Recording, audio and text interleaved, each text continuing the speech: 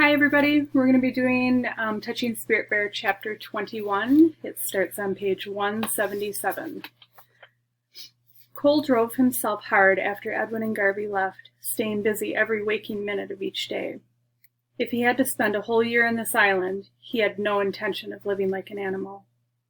Each morning he soaked in the pond and carried the ancestor rock. Afternoons he worked improving camp. At night he slept like the dead. By the time Edwin visited next, Cole had built a table, a chair, and a bed frame for an old foam mattress that was part of his supplies. He made the furniture from driftwood, nails, and scraps left over from the cabin.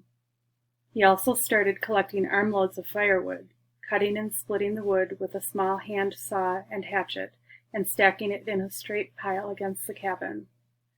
Over the top, he placed strips of leftover plywood and a tarp. For a bathroom, he dug a big hole up among the trees.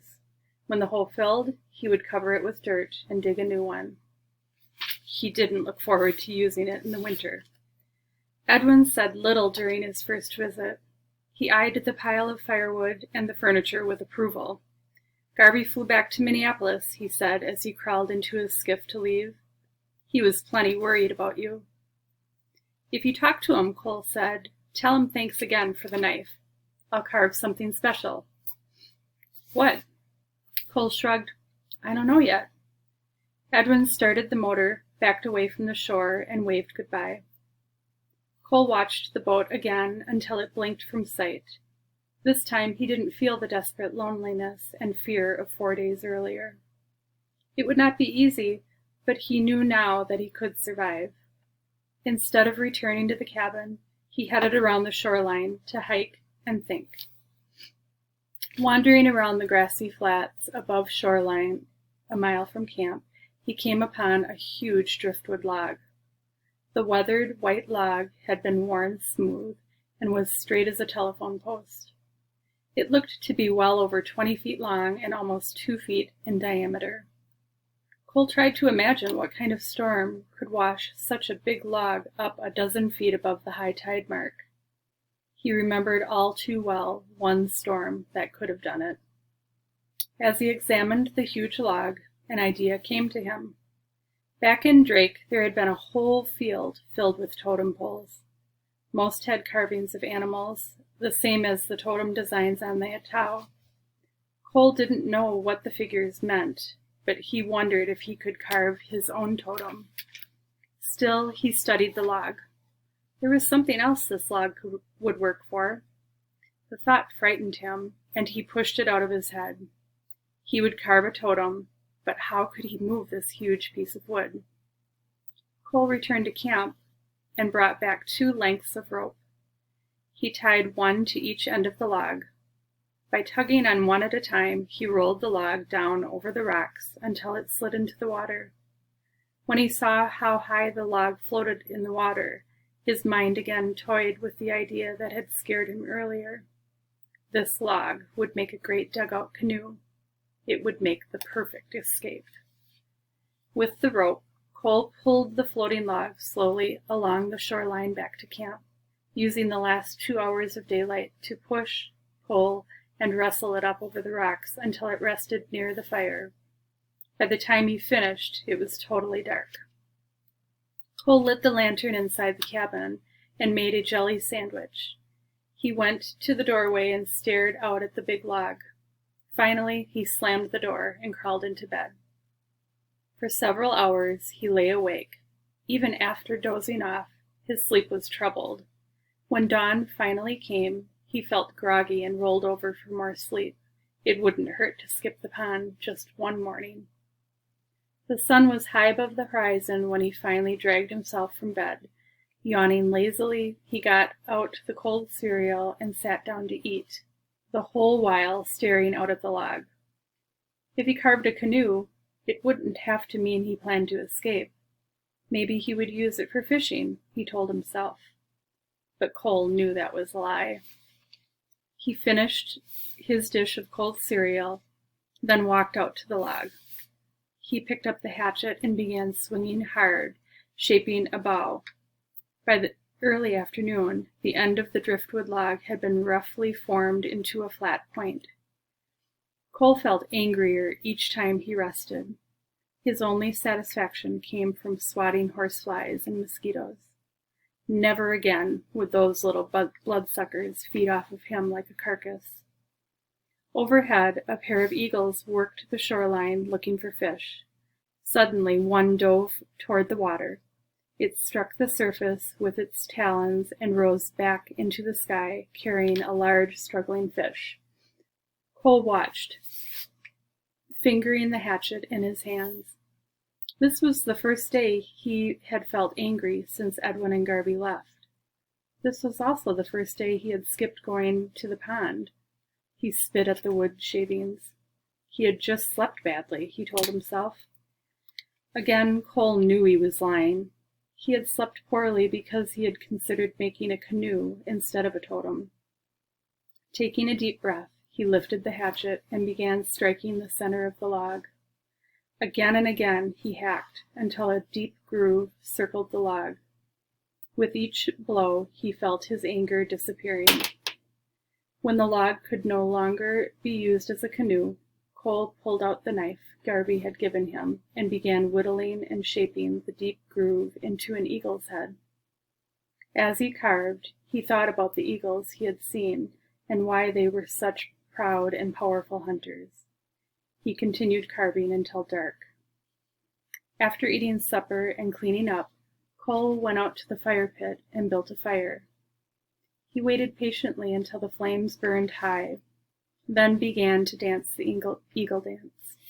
Around and around the fire he circled, his arms spread like wings, banking left and right. Tonight he soared on thermals and the air currents, seeing things that only an eagle could see. After a long dance, Cole finally sat on a stump near the fire to catch his breath. His thoughts still moved high above the trees. He wished that somehow he could always stay part eagle in his mind. How could he remember to stay strong and proud, seeing everything in life differently from a distance? As Cole sat staring at the flames, it began to drizzle, and finally he got up and went inside the cabin. The dance had helped to ease the stiff pain in his hip and arm. When he fell asleep that night, he slept hard and dreamed of soaring high. The next morning, Cole awoke early and went for a soak. Afterward, as he carried the rack, he had to admit it felt good to return to the pond. He watched for the spirit bear, but saw nothing. Since returning to the island, he had caught only one fleeting glimpse. During Edwin's next visit, as they dragged the skiff up on the rocks, Cole asked, "Why have I only seen the spirit bear once since coming back? I've seen plenty of tracks, but last time I was here, I saw it a bunch of times, especially after I got mauled." Edwin lifted a heavy box of supplies and headed toward the cabin. "At first, it was probably the bear's curiosity," he said. "Maybe after being mauled, you were invisible." "What do you mean, invisible?" Edwin didn't answer the question. "Have you finished your schoolwork?" he asked. Cole nodded and handed Edwin his completed lessons. "Any mail?" Edwin folded the homework into his jacket pocket. "There's been mail, but we're not allowing you any contact with the outside world. I can tell you this. Garby said your mom calls him almost every day to ask how you're doing." Cole held back his emotions. "I think of her too. How's Dad?" Edwin shrugged. After he was arrested, his lawyer got him released the same day. He never spent a single night in jail. "Will I ever have to live with him again?" Cole asked. "I can't answer that question," Edwin said. "How is Peter?" "Not well. Garby says his bouts of depression keep getting worse." "I wish I could help him somehow." Edwin turned and studied Cole. "I think you're getting closer to understanding the secret of healing." Entering camp, Edwin spotted the totem Cole was carving and walked over to see it. First he examined the tapered butt of the log, then the half-carved eagle. His voice turned hard. "It looks like you tried to carve a canoe." Staring down at the ground and speaking almost in a whisper, Cole said, "I started making a canoe, but I knew that was wrong, so I cut this deep groove so I couldn't try again. When I started carving the eagle, I finally slept good." Cole ended by telling about his eagle dance and what he had learned. "Are you mad at me?" he asked. "I'm proud that you carved a totem and were honest with me," Edwin said. Cole paused. "You said I wouldn't heal all the way until I discovered one thing. Can't you just tell me what that is? I don't feel like I'm healing at all." Edwin shook his head. "You'll discover what it is when you're ready to understand." "Then tell me this," Cole said. "What are totems for?" "They tell ancestry," Edwin explained, "and they tell stories." "But how come they mostly have animals?" "Animals are symbols. Tlingit tribes have two divisions, the ravens and the wolves. Closely related members form smaller clans. I'm from the killer whale clan." "I'm not Indian," Cole said.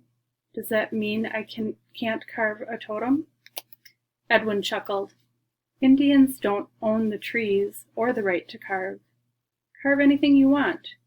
Your totem is your story, your search, and your past. Everybody has their own. That's why you carve. That's why you dance the dances. That's why you live life, to discover and create your own story." Cole listened quietly, then spoke. "I haven't created much of a story yet.